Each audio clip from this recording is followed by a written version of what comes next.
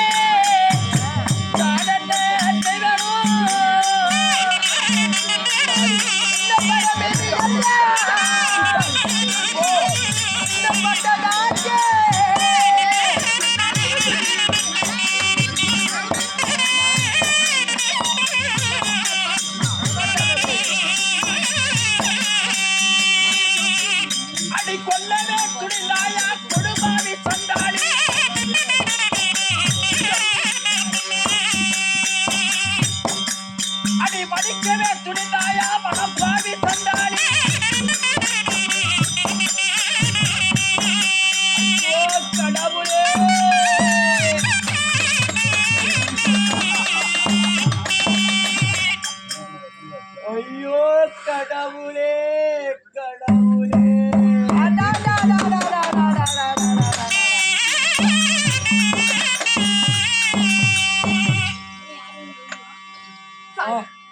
ரத்தம் காயப்படாத மேனி காயப்பட்டு விட்டது. விண்ணப்படாத மேனி விண்ணப்பட்டு விட்டதே. நன்னார் போகும்போதே உரைத்தாரே எப்படி காயப்படாத மேனி காயப்படக்கூடாது, விண்ணப்படாத மேனி விண்ணப்படக்கூடாது. எந்த அழகோடு போகிறாயோ அதே அழகோடு அஸ்தினாபுரம் வந்து சேரடா என்று சொன்னாரே. இந்த சண்டாளி சிரிக்கி விட்டிற்கு வந்து எனக்கு காயப்படாத மேனி காயப்பட்டு விட்டதே. கடவுளே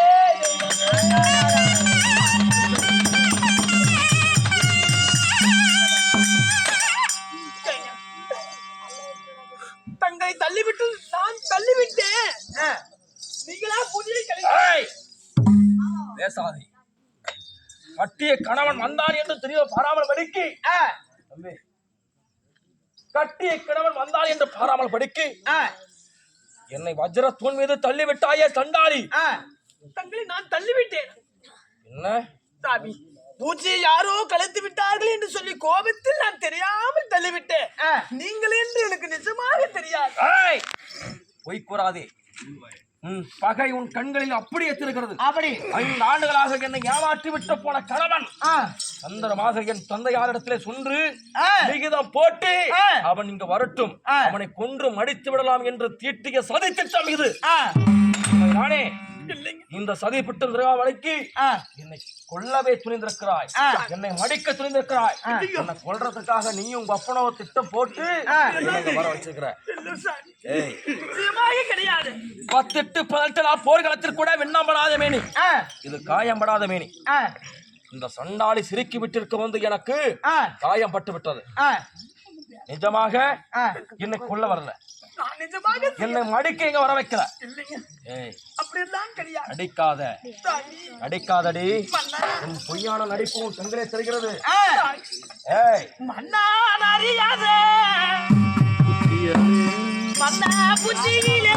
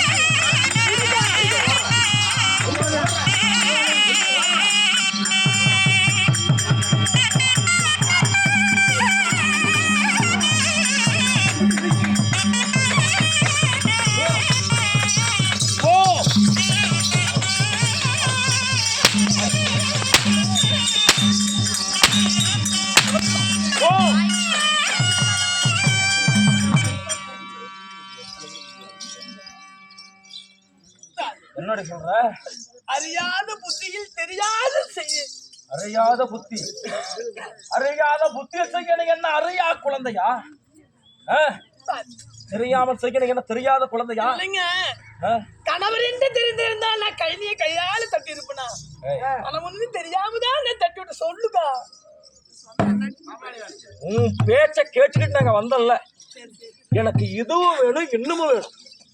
என்ன எதுக்கு போக சொன்ன? என்ன எதுக்கு போக சொன்ன? நல்லா பொழப்பியா? என் மண்டை நல்லா பொழந்து விட்டுட்டா. எங்க பொழக்கிறது? எங்க அண்ணனுக்கு யாரு பதில் சொல்றது? நீ சொல்லுவியா? நீ சொல்லுவியா? உழைக்கலான்னு அனுப்புனேன். நல்லா மண்டைய பொழந்து விட்டு சொல்லுங்க. என்னடி சொல்றது? கணவனே வந்த பிறகு கடவுள் பக்தி வேணும் அவனுக்கு. எந்த சாமி கும்பிட்டாங்க? கணவனை விட உங்களுக்கு சாமி யாரு? உங்களுக்கு சாமி யாரு? பெருமாளா? பெருமாள் எல்லாம் கிடையாது. உனக்கு இந்த வெயில போய் சம்பாரிச்சு போடுறான் பாரு, அவன் தான் கடவுள். உன் கணவன் கடவுள் இருந்தாலும் உனக்கு சம்பாரிச்சு போட்டான் பாரு கணவன், அவனுக்கு முதல் கடவுள். புரியுதா? அப்படி கணவனே நான் வந்த பிறகு இந்த கௌரி பூஜை தேவையா? நான் வந்த மகேஸ்வர பூஜை தேவையா உனக்கு? கேளுங்க. எதுக்கு பூஜை பண்ண? கணவர் வர வேண்டும் என்று சொல்லி கௌரி பூஜை செய்தேன். அப்ப நான் வந்தேன்ல, என்ன பார்க்கணும்ல, அப்புறம் எதுக்கு என் மண்டை உனக்கு இல்லைங்க? சொல்லு. என் தந்தையார் கட்டளை எப்படி தெரியுமா? 48 நாள் கௌரி பிறந்த பூஜை இருக்கும் பொழுது மாலையிட்ட மன்னவரே வந்தாலும் சரி, கட்டிய கணவரே வந்தாலும் கண்ணெடுத்து பார்க்க கூடாது அப்படி என்று சொல்லி தந்தையார் சொன்னார். அப்படி ஒருவேளை பூஜை முடிவதற்குள்ள மன்னவர் வந்தாலும் பூஜை முடிந்தவுடனே பாருமா, இல்லை என்றால் கணவருக்கு தீங்கு நேர்ந்து விடும் சொன்னார். சரி, நீ 1000 முறை அடுக்கடுக்கு வார்த்தைகள் கூறினாலும் உன்னுடைய நோக்கம் தவறாக இருக்கிறது. சரி, பொறுத்தீங்க ஒரு 3.25 நாளிகை பொறுத்திருந்தா நான் பூஜையை முடிச்சுவிட்டு வந்திருப்பேன். அப்படியா? ஏண்டி கணவன் 3.25 நாளை பொறுக்கிறதுக்கு உங்க வீட்டு வேலைக்காரனா நானு? ஏப்பா உங்க வீட்டு வேலைக்காரனா? இல்லைங்க, வீட்டுக்காரர். என்னடி பழம் இப்படி பேசுற? என்ன பழம் பாடிங்க? என்ன புருஷங்கிட்ட பழம் இப்படிதான் பேசுவியா? அடிக்கிறான 5 வருஷம் போய் இருந்தீங்கல்ல, இப்ப 1/2 மணி நேரம் நான் இப்ப வந்தல பாக்குறோம்ல, வாய்க்கிலேயே பேசுறல நீ. எங்க அக்கா நாயே நல்லா பேசுவாங்க. என்ன உங்க அக்காவா? உங்க அக்கா பேச்சு கேட்டு வந்ததாண்டி இப்படி ஆகி போச்சு. சொல்லுக்கா, 5 வருஷம் இருந்தே ஒரு 5 நிமிஷம் பொறுத்து தங்கச்சி வந்திருக்காது. 5 நிமிஷம் பொறுத்து வந்து உடனே போட்ட போல உனக்கு பத்து கொடுத்துருப்பா கிளுக்குன்னு.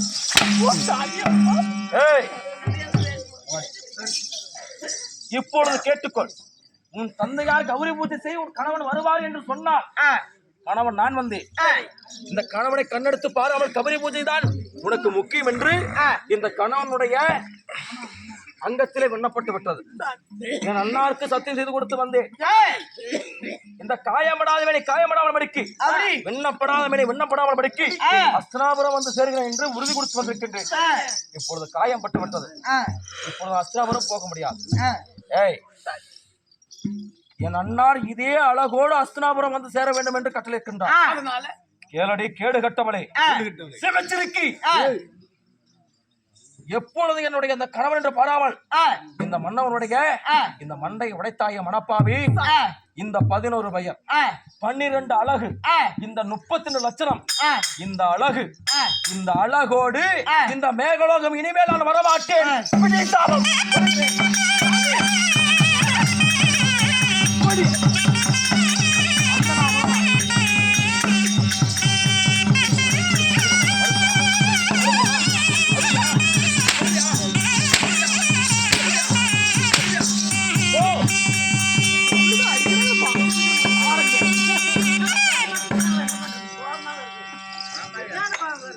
கோமாலே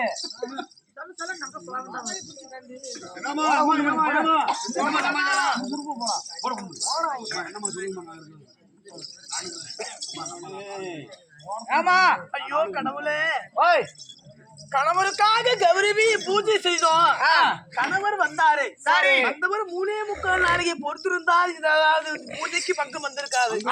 பூஜைக்கு பங்கம் வந்து விட்டது என்று சொல்லி நான் பிடிச்சவர் தள்ள அருகில் இருந்த வச்சிர தூணில் பட்டவருக்கு மண்டை உடைத்து விட்டது.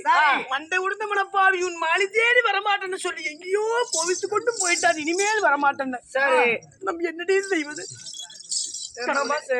எனக்கு ஒன்றுமே புரியல. அதனால எனக்கு ஒரே ஒரு யோசனை தான் தோன்றுகிறது. எப்படி?